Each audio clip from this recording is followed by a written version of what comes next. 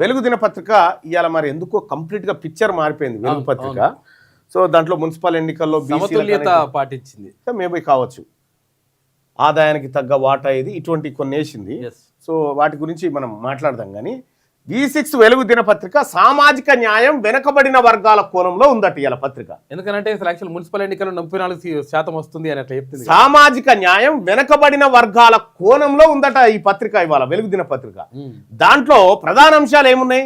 కుల గణాంకాలు, రిజర్వేషన్లు, జనాభా శాతం, వీటిని ప్రధానంగా తీసుకుందట.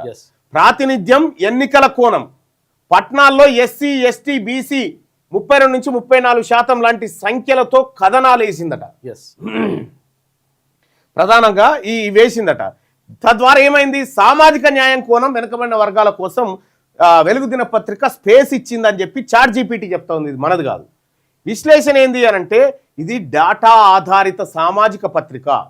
డాటా ఆధారిక అంటే డాటాను వాడి సామాజికమైనటువంటి అంశాలను కృషిస్తా ఉందనేది ఇక్కడ. ఈ అగ్రకులాల కంటే వెనకబడిన వర్గాలపై స్పష్టమైన ఎడిటోరియల్ దృష్టి పెట్టిందట. అగ్రకులాల కంటే వెనకబడిన వర్గాలపైన ఎడిటోరియల్ దృష్టి పెట్టిందట. ఎడిటోరియల్ అది దృష్టి పెట్టిందట. పదాలు, ఏం పదాలు రాసింది? ఈ వెనకబడిన వర్గాల కోసం, ఎస్సీ ఎస్టీల కోసం ప్రాతినిధ్యం, అన్యాయం, హక్కులు, జనాభా, సమానత్వం.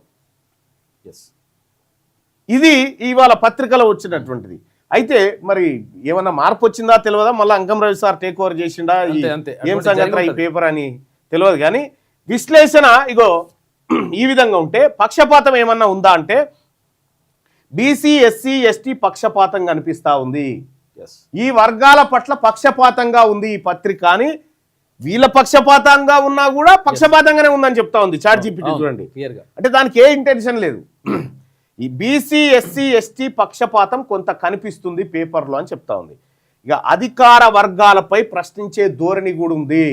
ప్రభుత్వాన్ని ప్రశ్నించే ధోరణి కూడా ఈ పత్రికలో కనిపిస్తుంది అని చెప్పి